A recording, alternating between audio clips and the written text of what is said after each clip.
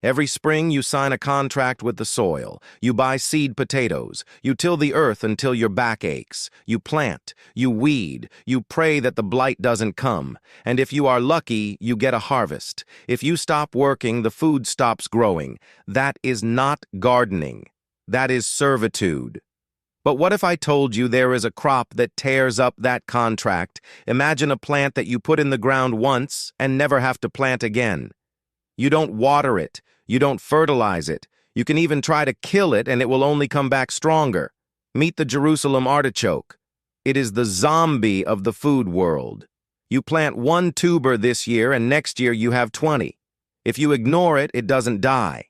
It turns into a forest of food. It is a calorie printing machine that runs on neglect.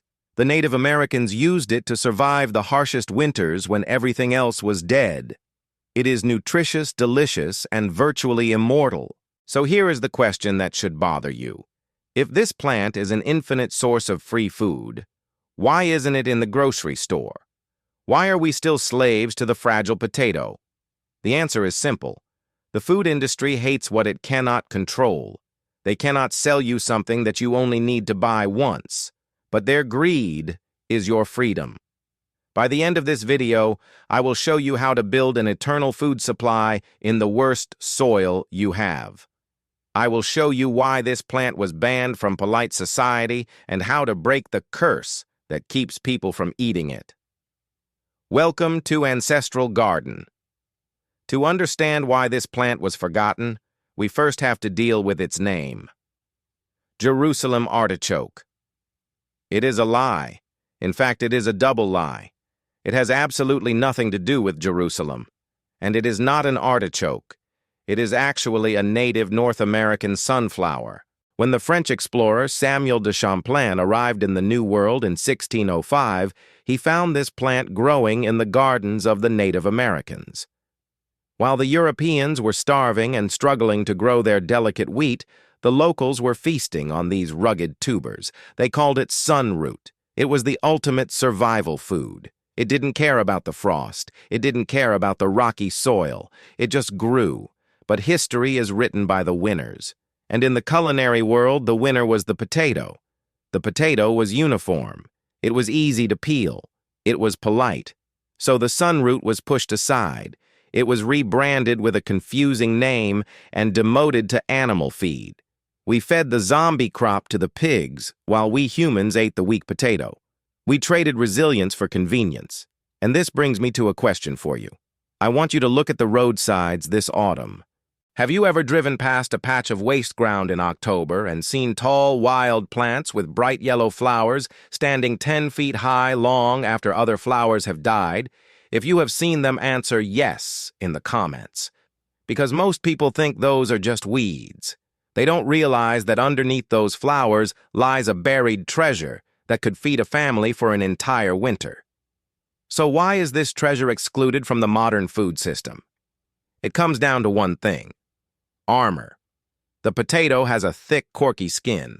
It is built for abuse. You can throw it in a truck, store it in a warehouse for 10 months, and it still looks the same. But the Jerusalem artichoke is wild. Its skin is thin and delicate like ginger. Once you pull it from the ground, it starts to lose moisture. It shrivels. It demands to be eaten fresh or left in the soil until you are ready. The supermarket cannot handle a vegetable that refuses to wait. They chose the potato because it was convenient for them, not because it was better for you. But there is a darker reason why people stopped eating it, a reason that has nothing to do with trucks and everything to do with chemistry. There is a curse attached to this plant. It is infamously known as the Jerusalem fartichoke. Here is the science behind the joke. A potato is made of starch. When you eat it, your body turns it into sugar immediately. It spikes your insulin. It is easy energy, but it comes at a cost. The Jerusalem artichoke is different. It does not store energy as starch. It stores it as inulin. Inulin is a prebiotic fiber. Your body cannot digest it. It passes right through your stomach and goes straight to your lower intestine. There it becomes a feast for your healthy gut bacteria. But if you are not used to it, or if you cook it the wrong way, that bacterial feast creates gas. A lot of gas. People ate it like a potato, suffered the consequences, and blamed the plant. They didn't realize that the gas was a sign that the plant was actually working. It was feeding a microbiome that had been starved by modern processed food. We abandoned it because we didn't understand it. We tried to force a wild plant to behave like a domesticated one. This brings us to a fundamental choice about how we live. We have built a food system based on convenience.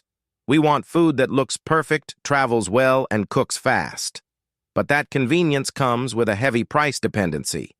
With the potato, you are dependent on the seed company, the fertilizer company, and the supermarket. If the supply chain breaks your food, supply breaks. The Jerusalem Artichoke represents the opposite. It represents security. It is messy. It is wild. It requires knowledge to cook, but it asks for nothing and gives you everything. So I have a serious question for you, and I want you to be honest. What matters more to you? Do you choose convenience? Do you want the easy life of buying potatoes that rot in a month? Or do you choose security? Do you want the rugged independence of a crop that will feed your children even if the shops are empty? Do you choose the system or do you choose nature? Let the world know where you stand in the comments. If you chose security, then welcome to the resistance. Here is your operational manual. But first, a serious warning. Do not plant Jerusalem artichokes in your main garden bed. Do not plant them next to your delicate lettuce or your prized tomatoes. Remember, this is a zombie crop. It is aggressive. It is relentless. If you give it an inch, it will take the whole yard. You must treat it like a prisoner. Plant it in the wild zones of your property, the corners where the mower can't reach, or the rocky soil where nothing else grows. Or better yet, build a fortress. Plant them in large containers, old tires, or raised beds with solid bottoms. You want to contain the roots, not pamper them. Once they are in the ground, walk away. You do not need to water them. You do not need to weed them. They will grow 10 feet tall and shade out every weed that tries to compete. And here is the best logistical hack of all: you do not need a root cellar. Potatoes rot if you don't store them at the perfect temperature. But Jerusalem artichokes. The earth is your refrigerator. Leave them in the ground all winter. Even if the ground freezes solid, the tubers stay fresh. In fact, the frost actually improves them. The cold stress forces the plant to convert some of its inulin into fructose, making them sweeter. You harvest them only when you are hungry. The soil does the storage for you. Now let's talk about the curse. How do we eat this without turning into a gas balloon? You have to break the chemical code. You have to hydrolyze the inulin. There are two ways to do this. Method 1, the long heat. Do not just boil them quickly like a potato. That is a rookie mistake. You need time. Roast them low and slow. 12 hours in a slow cooker or a long roast in the oven creates a chemical reaction. The heat breaks the long chains of inulin into simple fructose. The result is a vegetable that tastes like a cross between a roasted nut and a sweet artichoke heart. Soft, caramelized, and safe. Method 2, the acid bath. If you want to boil them, add lemon juice or vinegar to the water. The acid helps break down the indigestible fibers before they reach your stomach. Method 3, fermentation. This is the ultimate solution. Slice them thin and pickle them in a salt brine. Let the bacteria in the jar eat the inulin for you. After 2 weeks, you have a crunchy, tangy pickle that is full of probiotics but stripped of the gas. This is not just cooking, it is chemistry. When you master this, you unlock a food source that is immune to drought, immune to frost, and immune to inflation.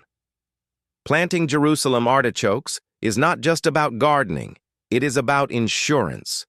In a world where food prices are rising and supply chains are breaking, this plant is your safety net. When you put this tuber in the ground, you are printing your own calories. You are declaring that no matter what happens to the economy, your family will not go hungry. You are firing the supermarket. Remember, the potato is a rental. You buy it, you eat it, it is gone. But the Jerusalem artichoke is ownership. It is an asset that appreciates in value every single year. It is a legacy that you leave in the soil. So here is my final challenge to you. Go to the store, buy a pack of Sunchokes, and bury them in the worst part of your yard. Forget about them. Let them build a colony beneath your feet. If you are ready to stop renting your food and start owning it, prove it. Write this in the comments below. I choose abundance. Write it to signal that you are taking your security back into your own hands. And if you believe that this forgotten knowledge deserves to be found, do not let the algorithm bury it. Hit the like button to vote for resilience. Share this video with a friend who is tired of being dependent on the system. And subscribe to Ancestral Garden right now. We are digging up the past to save the future. Join the resistance.